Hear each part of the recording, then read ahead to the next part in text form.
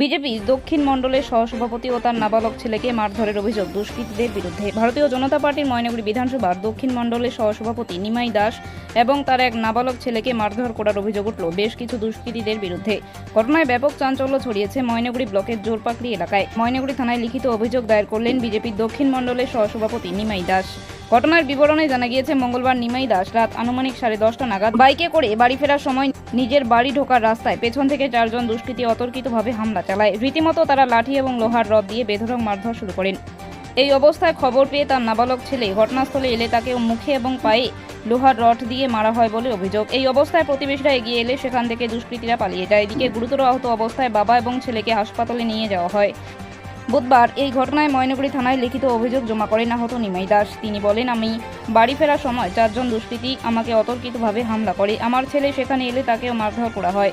আমাকে প্রাণে মেরে ফেলার চেষ্টা করা হয়েছে। হাসপাতালে চিকিৎসা করিয়ে থানায় অভিযোগ জানাতে এসেছি। পুলিশ সূত্রে জানা গিয়েছে ঘটনার তদন্ত শুরু হয়েছে। কালকে হঠাৎ আমি বাজার থেকে বাড়ি যাচ্ছি, বাড়ি গিয়ে বাইকে করে যাচ্ছি, অসগবি রাস্তায় আটক করে আমাকে বলে কিছু অর্থনীতি টাকার জন্য আমাকে পেশা দিয়ে করে। তা আমি বললাম কিসের টাকা দিয়ে, কী কারণটা কী বলতে হবে। সে ওই কথা বলার সহকারে ধুম করে একটা আমার এই সাইডে একটা বাড়ি দেয়।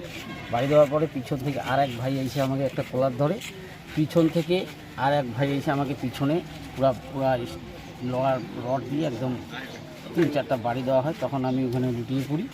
লুটিয়ে পড়ার পরে যখন আমার চিল্লা হাল্লাতে আমার ছেলে আসে ওইখানে, তারপরে কী হয়েছে আমি সেটা তো আর বলতে পারছি না। আপনি জ্ঞান হারায় ফেলছিলেন? আমি ওখানে সেইগুলো বলছি। কতজন দুষ্কৃতিকারী ছিল? ওরা 4 জন ছিল। আপনার ছেলেও কি আঘাতপ্রাপ্ত হয়েছে? আমার ছেলেকে পুরো মার হয়েছে। আজকে আমি যখন আমরা থানায় আসি, কালকে আমার ছেলের সাথে কোনো রকমের দেখা হয়নি। আজকে যখন আমি ডায়েরি করতে আসি, সেই ছেলেকে দিই। ছেলে আমার পায়ের দিকে একদম কালো হয়ে আছে, চোখের একদিকে চোখ কালো হয়ে আছে। আর তারপরে শুনলাম ছেলের কাছে বেধড়ক ছেলেকে শুধু পায়ে মারানো হয়েছে আর চোখে মারানো হয়েছে। এখন কোথায় আসছেন? আমি ময়নাগুড়ি থানাতে এসি সাহেবের এখানে এফআইআর করলাম। কি চাচ্ছেন এখন? আমি চাই এগুলো দ্রুত এদেরকে উপরে অ্যাকশন নেওয়া হোক, অ্যারেস্ট করা হোক। কারণটা কি? আপনাকে কি প্রাণে মারার কোনো না, একদম যেভাবে আমি তো জানতামই না যে আমাকে এইভাবে, আমাকে যদি ওইভাবে আমার বাড়ির সিসি রোডের সামনে আমাকে ওইভাবে আক্রমণ করে, তাহলে তো আমার নিশ্চয়ই আমার বাড়ির লোকে নিশ্চয়ই পদ্ধতি থাকতো, আমার বাড়ির লোকও থাকতো। শুনলাম এলাকার লোকজন নাকি আপনার সহযোগিতায় এগিয়ে এসেছিল। হ্যাঁ, তারা আগায় না আসলে কি?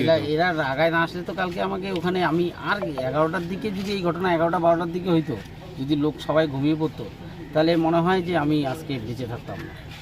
এইরকম পরিস্থিতি ছিল কাল।